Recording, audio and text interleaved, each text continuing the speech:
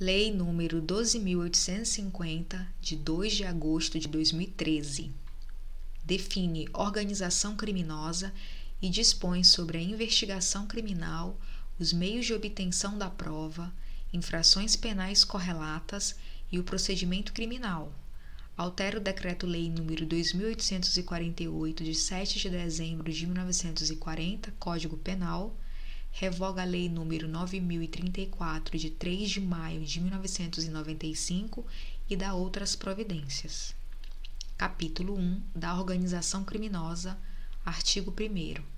Esta lei define organização criminosa e dispõe sobre a investigação criminal, os meios de obtenção da prova, infrações penais correlatas e o procedimento criminal a ser aplicado. Parágrafo 1º.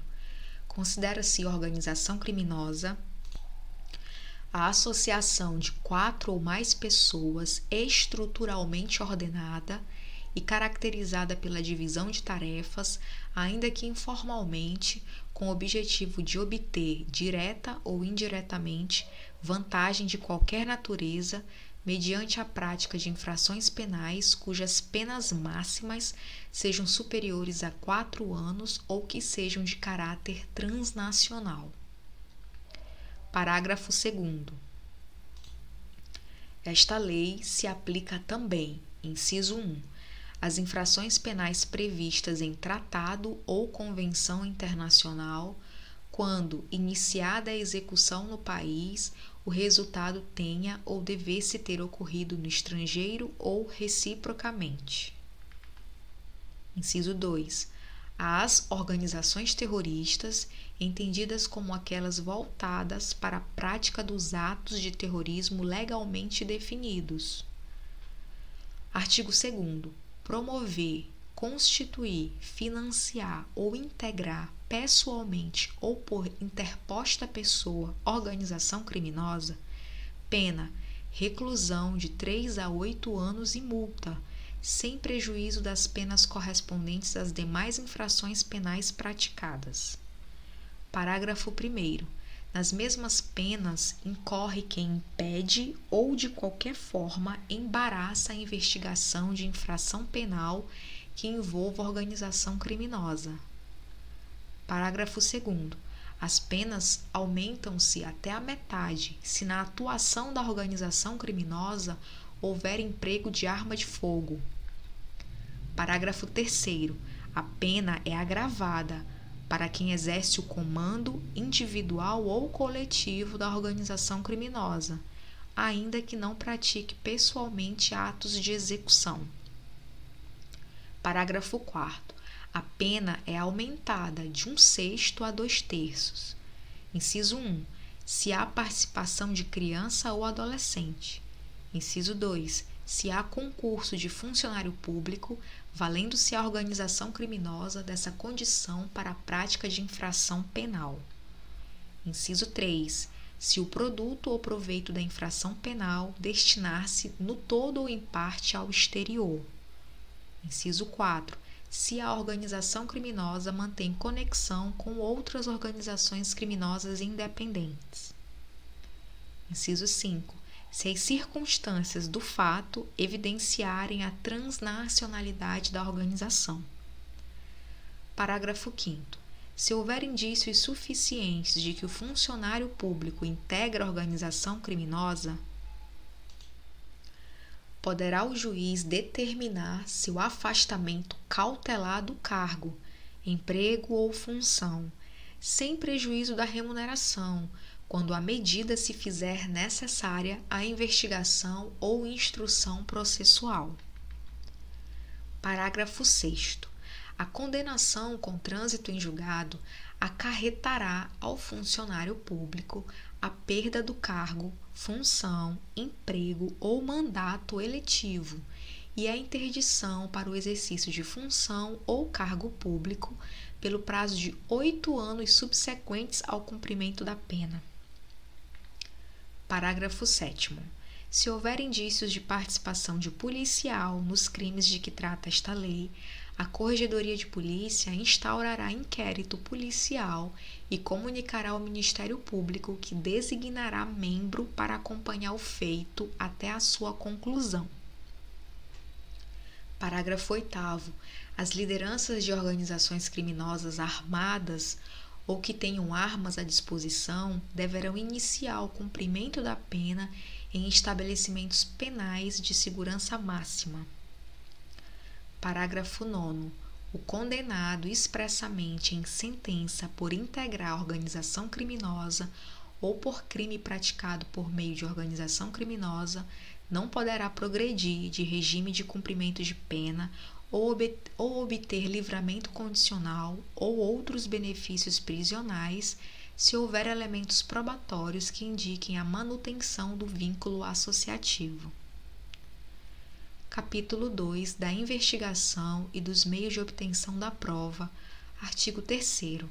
Em qualquer fase da persecução penal, serão permitidos sem prejuízos de outros já previstos em lei os seguintes meios de obtenção da prova.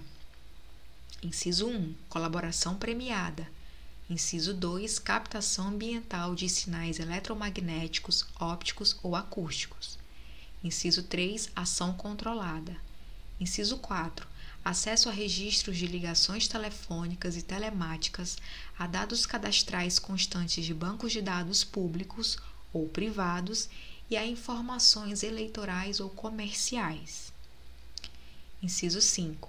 Interceptação de comunicações telefônicas e telemáticas nos termos da legislação específica. Inciso 6. Afastamento dos sigilos financeiro, bancário e fiscal, nos termos da legislação específica. Inciso 7. Infiltração por policiais em atividade de investigação na forma do artigo 11. Inciso 8. Cooperação entre instituições e órgãos federais, distritais, estaduais e municipais na busca de provas e informações de interesse da investigação ou da instrução criminal. Parágrafo 1º. Havendo necessidade justificada de manter sigilo sobre a capacidade investigatória, poderá ser dispensada a licitação para a contratação de serviços técnicos especializados, aquisição ou locação de equipamentos destinados à Polícia Judiciária para o rastreamento e obtenção de provas previstas nos incisos 2 e 5. Parágrafo 2º. No caso do parágrafo 1º, fica dispensada a publicação de que trata o parágrafo único do artigo 61 da Lei nº 8.666, de 21 de junho de 1993, devendo ser comunicado o órgão de controle interno da realização da contratação. Seção 1 da colaboração premiada.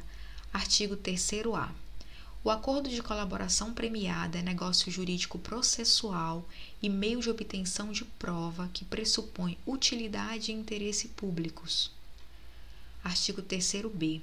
O recebimento da proposta para formalização de acordo de colaboração demarca o início das negociações e constitui também marco de confidencialidade, configurando violação de sigilo e quebra da confiança e da boa-fé a divulgação de tais tratativas iniciais ou de documento que as formalize até o levantamento de sigilo por decisão judicial. Parágrafo 1º. A proposta de acordo de colaboração premiada poderá ser sumariamente indeferida, com a devida justificativa, cientificando-se o interessado.